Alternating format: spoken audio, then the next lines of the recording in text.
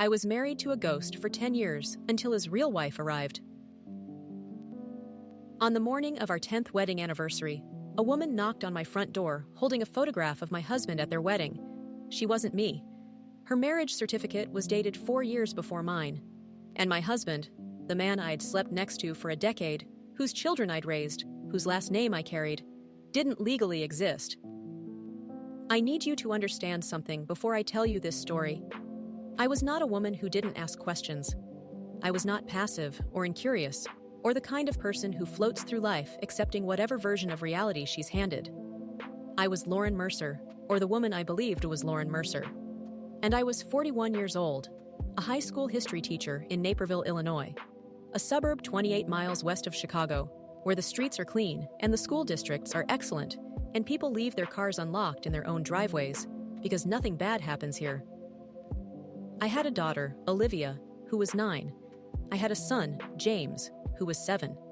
I had a colonial house on Whispering Creek Drive with a wraparound porch and a garden I tended obsessively every spring, and a marriage that was, by every measure available to me, solid. I had a husband named Daniel Mercer, or so I believed. I met Daniel in September of 2013 at a teachers' conference in downtown Chicago, a 2-day professional development event held at the Marriott on Michigan Avenue. He was not a teacher. He was presenting a breakout session on grant writing for educational nonprofits, and he was so good at it, so clear and specific and funny in exactly the right moments, that I stayed after to ask a question I didn't actually need the answer to. He was 42 then, brown hair going silver at the temples. A quiet kind of handsome, the kind that accumulates over time rather than hitting you immediately. He was from Portland, Oregon, he said. He'd been working in educational consulting for 15 years, which meant he traveled constantly, which he described with the wry exhaustion of someone who had made peace with airports. He asked me to dinner that evening. I said yes. By the second day of the conference, I knew I was in trouble in the best possible way. We dated long distance for 7 months, Chicago to Portland, a flight I made 6 times, that he made 8. He was attentive across the distance in the way that only very deliberate people are. He remembered things I'd mentioned in passing, sent books he thought I'd like with notes tucked inside, called at exactly the time he said he would. He made me feel like the subject of someone's complete attention. It is a remarkable feeling. I had not felt it before. He relocated to Naperville in April of 2014, into my house, which became our house. We were married in June of 2014 at the Morton Arboretum. 70 people, outdoor ceremony, the kind of afternoon that looks like a photograph, even while you're inside it. My mother said he was the most attentive man she'd ever watched at an altar. My best friend Carol said, "Lauren, where has he been your whole life?" I said, "Portland, apparently." We laughed. Daniel's work required travel, always had. I'd known that from the beginning. 2 weeks home, 1 week away. Sometimes 2 weeks away if a client project demanded it. He covered educational nonprofits across the Pacific Northwest, primarily, which meant Seattle, Portland, Eugene, sometimes Vancouver. The time zone difference was only 2 hours. He always called at bedtime. He always FaceTimed with the kids on the nights he was gone. There were things I noticed over 10 years that I filed in the category of quirks rather than flags. He never wanted to visit Portland together. When I suggested it, twice in the early years, he found reasons to redirect. He wanted to show me the city properly, he said, not on a work trip. We'd go for a real vacation. We never did. His family was complicated. His parents had died within a year of each other. His father when Daniel was in his 20s, his mother just before I met him. He had one sister, Renee, who lived in Boise, and with whom he had what he described as a functional but not close relationship. I had spoken to Renee on the phone twice in 10 years. She was pleasant and brief both times. We had never met in person because there was always a reason not to. He had no social media presence of any kind. He explained this as a professional preference. Some of his nonprofit clients were sensitive about staff associations with outside consultants appearing online. It was a plausible explanation. I accepted it. He paid for most things in cash when he was traveling. He said he'd had identity theft issues years ago and was cautious. Also plausible. Also accepted. I want to tell you that these things accumulated into something I should have seen. But the truth is more uncomfortable than that. They didn't accumulate, because each one arrived separately, months or years apart, wrapped in a reasonable explanation delivered by a man I trusted completely. Suspicion requires pattern recognition, and Daniel was very, very good at preventing patterns. The first and only crack appeared on March 3rd, 2024, our 10th anniversary. I had taken the day off from teaching. I'd planned a dinner reservation at a restaurant in Chicago we'd loved for years, made it 2 weeks in advance, arranged for my mother to take the kids overnight. Daniel was supposed to fly home from Seattle that morning. His flight landed at O'Hare at 9:40 a.m. By 11, he should have been home. At 11:15, the doorbell rang. I assumed it was the flower delivery I'd ordered for the dining table. I opened the door. The woman standing on my porch was around my age, maybe a few years younger, early to mid-30s, with dark hair pulled back and the look of someone who had been awake for a very long time, rehearsing something, and was now too tired to deliver it the way she'd planned. She said, "Are you Lauren?" I said, "Yes." She held up her phone. On the screen was a photograph, a wedding photograph, a man and a woman at an outdoor ceremony, the man in a gray suit, the woman in a simple white dress. The man was Daniel. The woman was her. She said, "My name is Patricia Voss. I've been married to your husband since 2010. We live in Portland. We have a son. He's 8 years old, and I think it's time we talked." I did not faint. I did not scream. I did not slam the door. I stood in my own doorway for what felt like a long time, but was probably 6 seconds, and then I said, "Come in." Because I am a history teacher, and I have spent 20 years teaching students that the most important thing you can do when confronted with information that overturns everything you believed is to sit down and examine it carefully before you respond. Patricia Voss came into my house. She sat on my couch.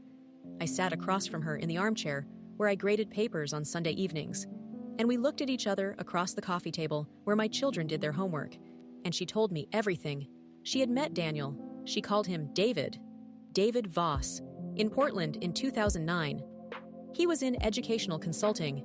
He traveled constantly. He was attentive, specific, funny in exactly the right moments. He asked her to dinner after they met at a nonprofit fundraiser. She said yes. They married in June of 2010 at a small ceremony outside Portland.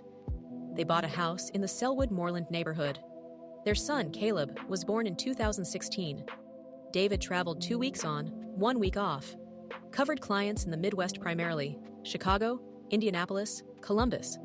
The time zone difference was only 2 hours. He always called at bedtime. As she talked, I felt something strange happening. Not shock, exactly. More like translation, like hearing a story in a foreign language and recognizing, word by word, that it is the same story you know, just spoken differently. Same structure, same details, same man, different name, different city, different wife, different child. A perfect copy, running in parallel, for 10 years. I asked, "How did you find me?" She said Caleb had been sick. A hospital stay, nothing life-threatening but frightening enough to require David to come home immediately. She'd called his cell phone, and it had gone to voicemail. She'd called the consulting firm's main line, and the woman who answered had no record of a David Voss on staff. She'd checked online. There was no David Voss, educational consultant, Portland. She'd hired a private investigator. The investigator had found a Daniel Mercer, educational consultant, Naperville, Illinois. Photograph confirmed. She had driven from Portland to Chicago, 22 hours, 2 days, because she said she needed to look me in the eye. I said, "His name here is Daniel Mercer." She said, "His real name is David James Whitfield. He changed it legally in 2012. I don't know why. I didn't know until last week." David James Whitfield. I had been married for 10 years to a man whose name I did not know. I reached for my phone. I called Daniel's cell. It rang 4 times. Voicemail, I said, "Daniel, come home, now."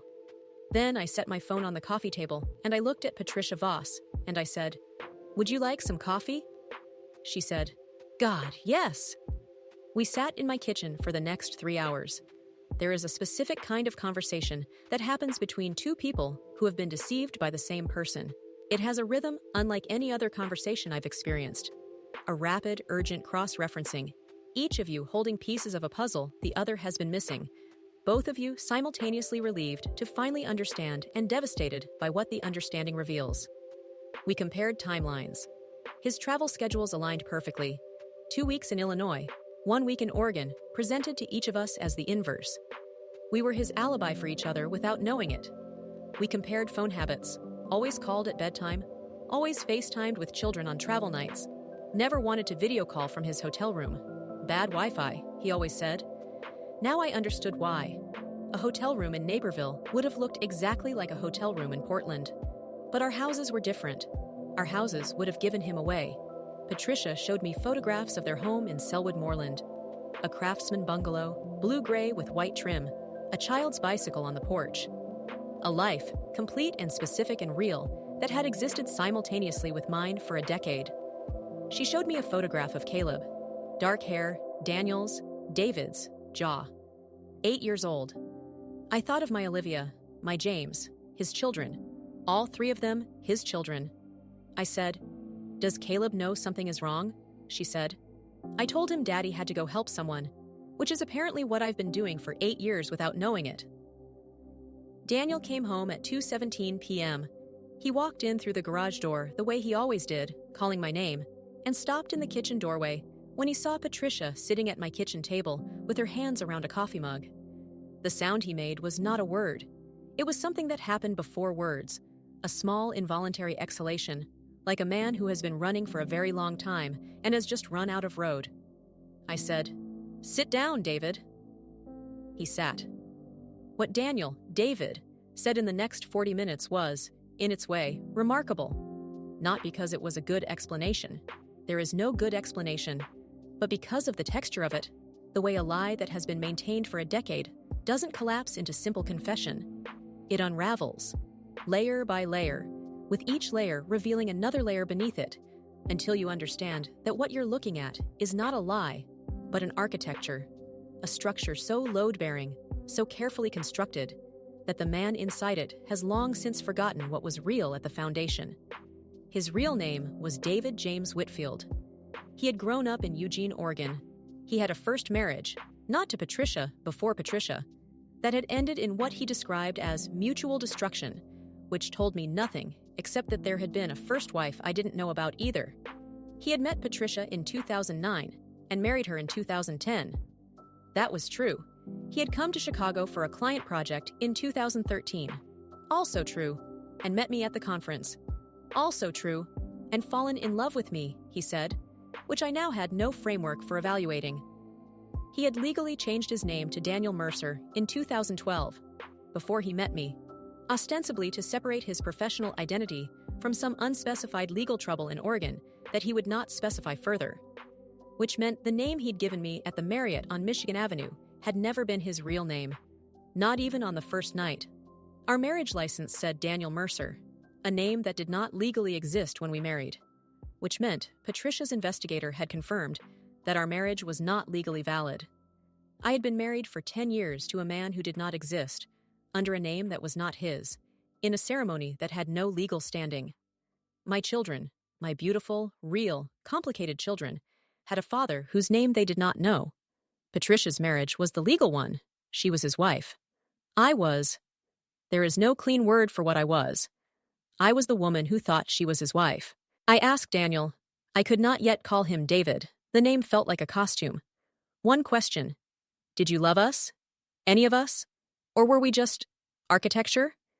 He looked at me for a long time. He said, "I loved you, both of you. I know that doesn't," I said, "stop."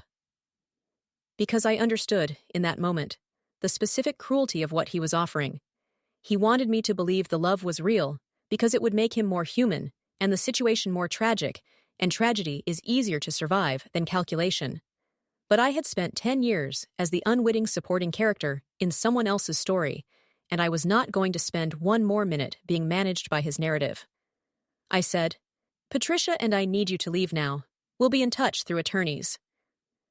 He looked at Patricia. She said, "Go." He went. Patricia stayed in Naperville for 3 days. She slept in my guest room. We ordered pizza the first night because neither of us was capable of cooking, and we sat on my living room floor with the pizza box between us and we talked until 2 a.m. Not about David, about ourselves, about who we were before him, and who we'd been during him, and who we intended to be after. She was a landscape architect. She had a dry, precise sense of humor that revealed itself slowly. She was terrified for Caleb in a way I recognized, because I was terrified for Olivia and James in exactly the same way. The specific fear of a parent who has to explain to a child that the person they trusted most in the world had been performing a role. We did not agree on everything. We disagreed, actually, on several things. Practical things, legal things, things about what we each needed from the wreckage. But the disagreements were clean. There was no performance between us. We had both already survived the worst surprise of our lives. There was nothing left to protect ourselves from with each other. On the second night, she said, "I keep trying to find the moment I should have known, and I can't find it." I said, "I looked too. I think he was careful enough that there wasn't one." She said, "That almost makes it worse." I said, "I know. The legal situation was complicated, and then it wasn't. David James Whitfield, because that is what every document now called him, had committed bigamy under Illinois law by entering into a marriage ceremony while already legally married, regardless of the name he'd used. The fact that our marriage was technically void did not eliminate his legal and financial obligations to our children. My attorney was very clear about that. He had also, over 10 years, filed joint tax returns as Daniel Mercer, a fraudulent identity, which was a federal matter that I did not need to pursue, but that existed as leverage if leverage was ever needed. It was needed twice. Both times briefly. Olivia and James took it in the specific way that children absorb catastrophic information, unevenly, in waves, with long stretches of apparent normalcy interrupted by sudden collapses that arrived without warning and required everything I had. Olivia, who is now 12, asked me once, "Was anything real?" I said, "You're real. James is real. This house is real. Our life together. Everything we did, every trip, every dinner, every morning, all of that was real. The only thing that wasn't real was his name." She thought about it. She said, "That's actually kind of a lot." I said, "Yes, it is." She said, "But we're okay?" I said, "We're okay. And here's the thing, we are." I legally changed my name back to Lauren Calloway, my maiden name, in October of 2024. The children kept Mercer because that is what they've always been, and I was not going to take their name from them when so much had already been taken. Patricia and I talk every few weeks. We have developed the particular friendship that can only exist between people who share an experience so specific that no one else could fully understand it. We are not the same person, and we do not always agree, but we trust each other in a way that is absolute and uncomplicated, because we have already shown each other the worst thing. Caleb and Olivia and James know about each other. They have not met yet. Someday they might. That is a decision we are leaving to them when they are old enough to make it with full information. David James Whitfield is living in Phoenix now. He has complied with every legal obligation, which I believe is less about remorse and more about the understanding that the alternative is worse. I do not think about him more than I have to. I think about the woman I was on the morning of March 3rd, 2024, standing at my door expecting flowers, opening it to the end of a decade. I think about what I said to Patricia. "You're real. James is real. This house is real. I believe that. I have to believe that, and not just because my children need me to. I believe it because it's true. A lie at the foundation does not make the building imaginary. The life was real. The love was real. Mine and my children's and Patricia's. His was the only thing that wasn't. He was the ghost. Not us. We were always the real ones. If you're watching this and something in your life feels slightly off, not wrong enough to name, just off, trust that feeling. It knows something your mind is still working up the courage to look at. Eyes don't lie, even when everything else does. If this story stayed with you, if you're still thinking about Lauren standing at that door, or Patricia driving 22 hours because she needed to look someone in the eye, then you're exactly the kind of person this channel is for. We tell the stories that don't fit neatly, the ones where the victim turns out to be two women who never knew each other until a Tuesday morning changed everything, the ones where the ending isn't clean, but it's honest. Hit subscribe, new stories every day. And if you know someone who needs to hear that they're not alone, share this with them. Eyes don't lie, and neither do we.